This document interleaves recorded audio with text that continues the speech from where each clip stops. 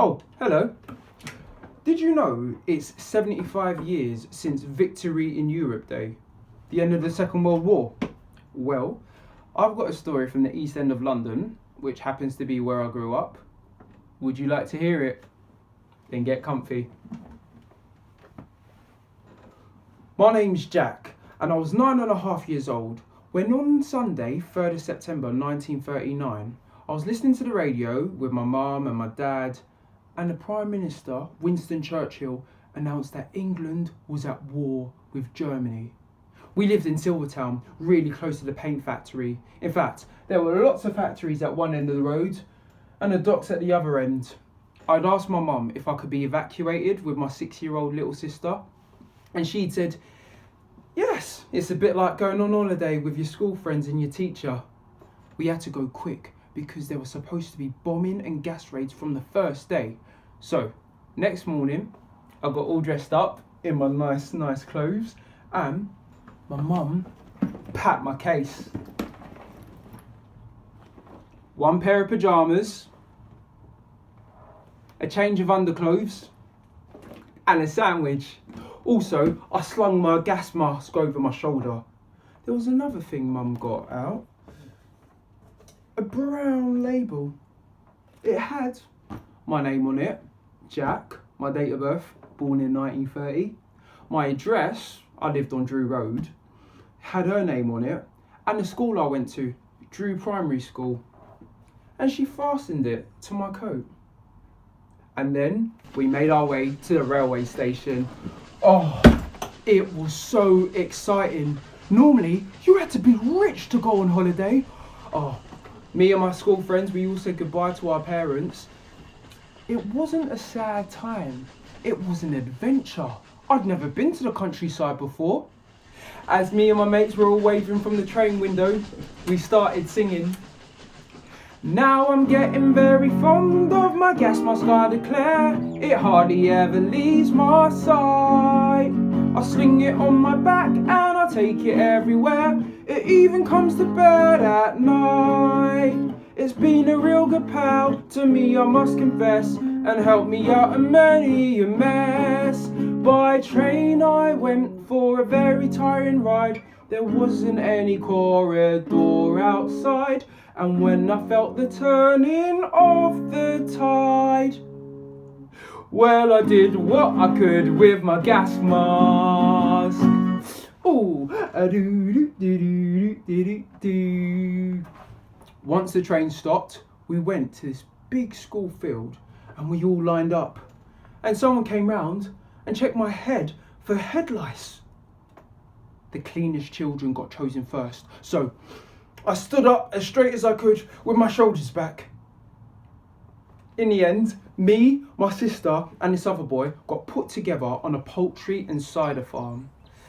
Oh, we lived right close to a sandy beach, and our new foster parents had a gigantic Labrador.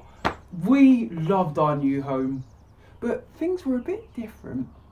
They had these things called serviettes in rings on the table, and we had 2 baths a week. Whew. And our school, because we still had to go, was 1.5 miles up a steep hill. And sometimes this lady with a 3-wheeler car, she'd give 6 of us a lift to school. We used to wonder how on earth that car got up that hill with all our weight.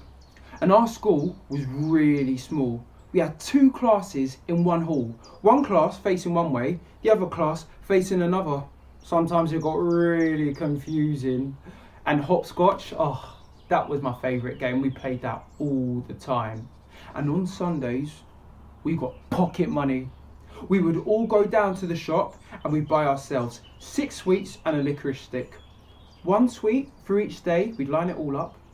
and a licorice stick for Sunday. But then we couldn't help ourselves. We would just eat them all up in one go. And Mum would visit us once a month. She brought us sweets too. And we'd gobble those up in one go too. Oh, really? Looking back, it was a different world. And a year or so later, there weren't that many bombing attacks in London. So come summer 1940, I was nearly 1 year older, at 10.5 years old. We went back home, back on the train, still sing the same song that we left with. By train I went for a very tiring ride. There wasn't any corridor outside, and when I felt the turning of the tide, well, I did what I could with my gas mask. You know what? We never used our gas masks once. Not once. The whole entire time we were in the countryside. So, I was back in East London with my mum and dad when on September 7th, 1940, 967 German and Italian fighters and bombers attacked London at 5 p.m. The ground shook from the noise. The East End was their target. Beckton Gasworks, the Woolwich Arsenal, even the docks, the Albert, Victoria, Millwall, West India. They dropped 600 tons of high explosives. Can you imagine how that sounded? After about an hour, it finally ended, and we got the signal of the all clear. And as we emerged from our shelters, dust and smoke filled our streets, and firemen were fighting fighters just in case the bombers came back and saw the fires as a guide. And they did. They came back for 76 days and nights. Thousands were killed and injured and made homeless.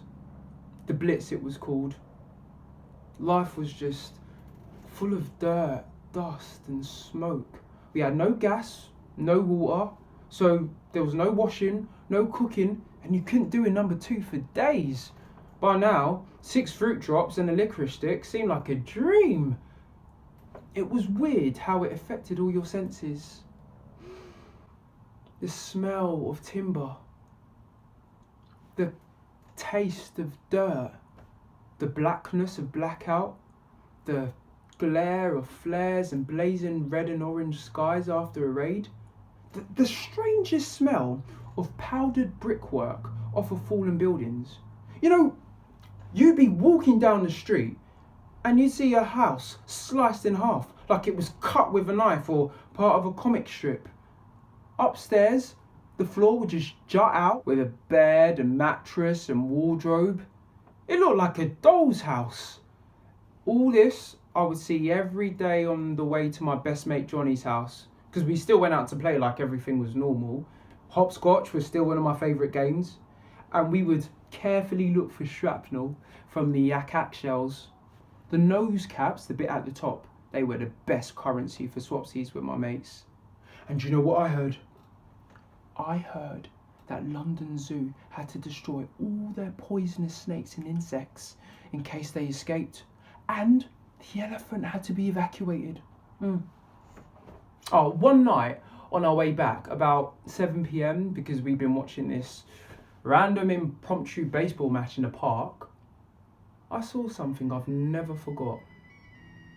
A well-dressed woman in a yellow beret left our local pub. Just before she turned left down the alleyway, she hung a red scarf around the lamppost. Me and Johnny watched with our mouths wide open as straight after a man came out, looked both ways, and then crossed the road in the opposite direction. It was so odd. When it looked clear, we took a close look at the scarf. Oh, it was well pretty. We took it and we sat down on the curb and we waited to see if we ever saw the pretty lady with the yellow beret ever again. She never came, and we got into lots of trouble for getting home so late. But I always used to dream They were secret agents, saving the world from this terrible war. There was another time that I'll never forget. This one night, the siren sounded. We went into our brick-built shelter. The bombs were falling and the force of one broke the latch on the door. I looked up and I could see through a hole the sky, and it was just filled with planes. After what seemed like ages, the police came and they told us that we had to get out quick as the paint factory was about to blow up. My dad ran off to check on his parents.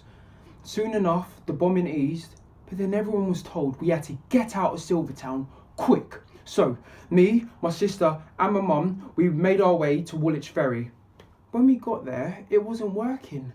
So we went down into the tunnel, but then it was full of people sheltering, so we couldn't get through. We went back up, and as we walked the streets, the factories were burning, the ships were on fire. By now, we had no chance of getting far away from Silvertown, so we just had to find some shelter, and everyone was taking in as many people as they could. Eventually, we found somewhere. We found some space, but we were packed like sardines. And the bombing went on and on throughout the whole night. The next morning, we went to our house, and it was just a pile of rubble. We asked the soldiers if they'd seen our dad, and they said that they found a man and a puppy. The puppy was supposed to be my birthday present for the next day. He's been sent down the hospital, said the soldier.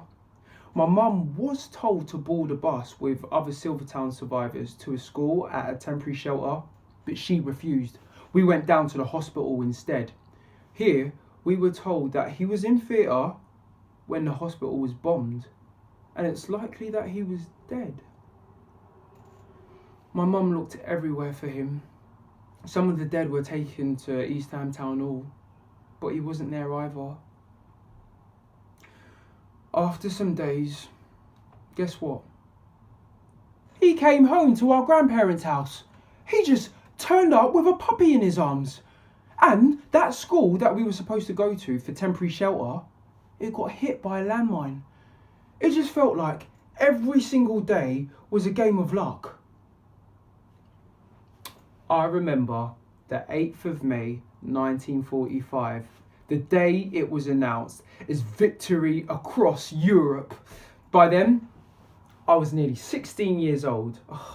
Lots of people went down to the town halls and the high streets, but me and my friend Johnny, we decided to go to the West End to see all the celebrations. It was packed, full of civilians and servicemen and women, and the cars were stuck in the streets because there were so many people, and everywhere you went, there was music playing. And the King and the Queen and the Prime Minister, they were waving from Buckingham Palace. You would just be hugging complete and total strangers. And every single person that you saw had a massive smile on their face. It was as if the world had gone mad with happiness and joy after 6 long years of war. Finally, we had won! And that, my friends, is the end of our story. Thank you for listening. Now, I know that you can't quite see the scars of destruction in East London today, but for the people that were affected, some of those sounds and smells will stay with them for as long as they live. They were brave kids then. A generation on, and today, we face another war, a deadly virus. But kids are brave, and you can adapt to anything you need to. So, stay safe and stay brave.